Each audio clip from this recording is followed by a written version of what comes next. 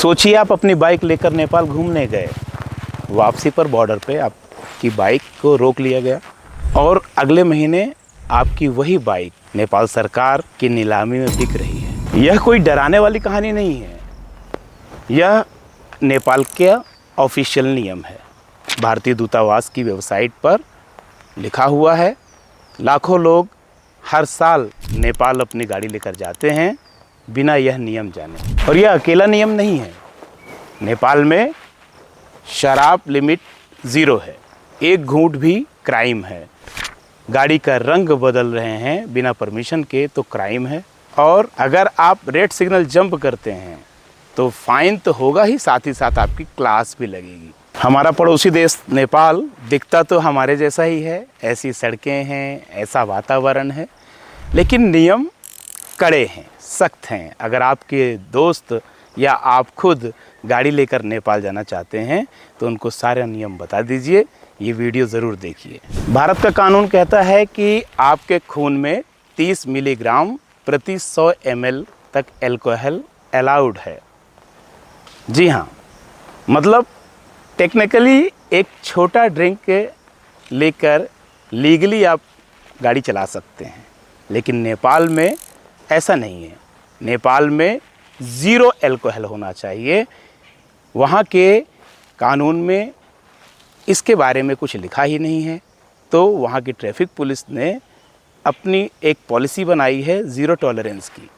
मतलब एक घूंट भी अगर आपने शराब पी और गाड़ी चलाई तो ब्रीथ एनालाइजर से टेस्ट कर लिया जाएगा और आपका चालान हो जाएगा। इस कैंपेन का नाम माँ पा से मद्यपान गरेर सवारी न चलाऊं, नशा करके वाहन नहीं चलाना। और ये कैंपेन 2011 से चल रहा है। काठमांडू, विराटनगर और पोखरा, इनमें ज़्यादातर जगहों पर चेकिंग पॉइंट्स बनाए जाते हैं। और काठमांडू वैली में तो लगभग 42 पॉइंट्स हैं, चेक पॉइंट्स हैं, जहाँ पर आपकी ब्रीथ एनालाइजर से चेक किया जाता है। अगर आप ब्रीथ एनालाइजर टेस्ट देने से मना करेंगे तो आपको फेल कर दिया जाएगा और एंट्री आपकी बंद हो जाएगी। कहने का मतलब ये है कि केवल ड्रंक एंड ड्राइव का ही आपका निरीक्षण नहीं होता है, आपके डॉक्यूमेंट्स देखे जाते हैं। आपके गाड़ी के सारे कागज़ कंप्लीट होने के बाद ही एंट्री मिलती है और उसकी प्रक्रिया है नेपाल के आपको फ़ीस पे करना होता है। ये सारी बातें मैं इस वीडियो पे बताने वाला हूँ, तो लगातार बने रहिएगा। नेपाल ने फ़ाइन नहीं बढ़ाया, नेपाल ने सर्टेनिटी बढ़ाई है। क्रिमिनोलॉजी का ये बहुत पुराना सिद्धांत है कि सज़ा का साइज नहीं, सज़ा की निश्चितता ज़रूरी होता है लोगों को नियम पालन कराने के लिए। नेपाल में अगर आप ट्रैफिक रूल्स वायलेशन करते हैं तो पहली गलती पर जुर्माना होता है, सपोज़ दैट 500 रुपये, तो दूसरी बार गलती करने में 1000 होता है और तीसरी बार गलती करने में 1500 हो जाता है। मतलब कि वो बढ़ता जाता है। हमारे देश में बस कुछ ऐसी धाराएं हैं मोटर व्हीकल एक्ट में जिनमें आपका रिपीटेशन में जुर्माना बढ़ता जाता है। तो ये एक ख़ास बात है।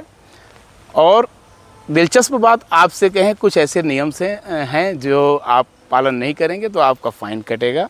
अगर आप बस वगैरह में ट्रैवल कर रहे हैं, ऑटो टैक्सी में बैठे हुए हैं नेपाल की, तो स्मोकिंग अलाउ नहीं है। आपके स्मोकिंग करने पर आपका फ़ाइन किया जा सकता है। कहीं भी थूकना, इस पे भी फ़ाइन हो सकता है। दोस्तों, नेपाल में रजिस्ट्रेशन सर्टिफिकेट को ब्लू बुक कहा जाता है और ड्राइविंग लाइसेंस के साथ ब्लू बुक रखना ज़रूरी होता है।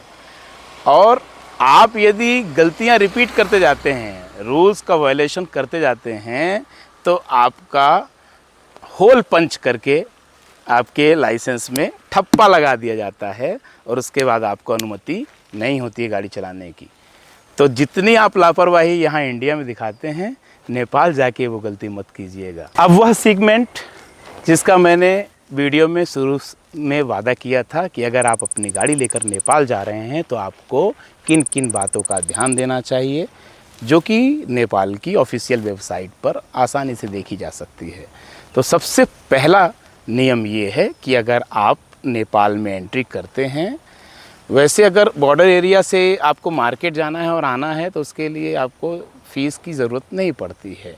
एंट्री किए चले आए। लेकिन आप एक बार रजिस्टर्ड करके आप अंदर जाना है, विज़िट करना है, तो डे बाय डे का फ़ीस लगता है। और एक कैलेंडर ईयर में आप 30 डेज़ से ज़्यादा नेपाल में अपनी गाड़ी लेके नहीं रुक सकते हैं। आप अगर नेपाली शहर जो बॉर्डर से सटे हुए उनमें जाना चाहते हैं, तो आपको एक दिन के लिए जाना चाहते हैं तो उसमें कस्टम ड्यूटी नहीं लगेगी, उसका डे पास बनता है, लेकिन आपको सेम डे ही वापस आना होता है।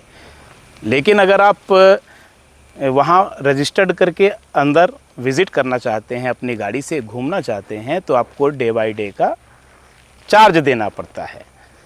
और एक कैलेंडर ईयर में आप 30 डेज़ से ज़्यादा अपनी गाड़ी के साथ नेपाल में नहीं रह सकते। आपको अंदर तक जाना है और रुकना है, तो उसके लिए आपको गाड़ी के प्रकार के हिसाब से फ़ीस देना होगा। 100 रुपये, 500 रुपये पर डे की फ़ीस लगती है और आपका पास बन जाता है। और ये पास अगर एक्सपायर हो गया धोखे से, तब जो मैंने बात कही थी कि वो सच निकल जाती है। आपकी गाड़ी को पकड़ लिया जाता है और फिर गाड़ी आपकी नीलामी में बिकती है। और ये पहले से ही हमारे इंडियन दूतावास जो है उस पे वेबसाइट पे लिखा हुआ है, साफ साफ लिखा हुआ है। अगर आप इस प्रकार की गलती करते हो तो फिर आप पछताने के अलावा कुछ नहीं कर सकते। और यदि आपको ऐसा लग रहा है कि एक्सपायर हो गया लेकिन मुझे अभी नेपाल में रुकना है, मैं पूरा घूम नहीं पाया हूँ, तो आप भंसार में या त्रिभुवन कॉम्प्लेक्स में जो है एयरपोर्ट है, वहाँ पर जाकर आप इस पास को एक्सटेंड करा सकते हैं। कोई बड़ी बात नहीं है, लेकिन जानबूझकर पास को एक्सटेंड न कराना ये बड़ी भूल मानी जाएगी और गाड़ी आपकी नीलामी में बेच दी जाएगी। तो ये पार्ट 1 है। अब हम नेपाल के बारे में सारी प्रोसेस बताएंगे अगले पार्ट में, जब आपको मैं ये समझाऊंगा कि क्या क्या करना है, कहाँ से टिकट लेनी है, कहाँ से आपको पास बनवाना है, कहाँ से डे बाय डे की फ़ीस जमा करना है। सारी की सारी नेपाल में गाड़ी लेके जाने की प्रोसेस मैं बताऊंगा अगले पार्ट में। तो इस पार्ट में केवल इतना ही दोस्तों, मेरे प्यारे साथियों। आप लोग गाड़ी चलाते हैं, गाड़ी लेकर जाते हैं, तो आपको ड्राइविंग लाइसेंस, रजिस्ट्रेशन सर्टिफिकेट अपना, और गाड़ी का बीमा, और PUCC pollution under control certificate, ये 4 पेपर बहुत ज़्यादा ज़रूरी है। और इनको आप इंडिया में तो ऐप के ज़रिए भी दिखा सकते हैं, लेकिन अगर आप नेपाल वगैरह जाते हैं तो ये आपसे रिक्वेस्ट है कि ओरिजिनल पेपर भी रखिए साथ में, और इंटरनेशनल ड्राइविंग परमिट भी बनवा लीजिए, क्योंकि वो पूरे ऑल ओवर वर्ल्ड में काम देगा। प्लीज़ शेयर कीजिएगा और कमेंट करके बताइएगा कैसी लगी जानकारी।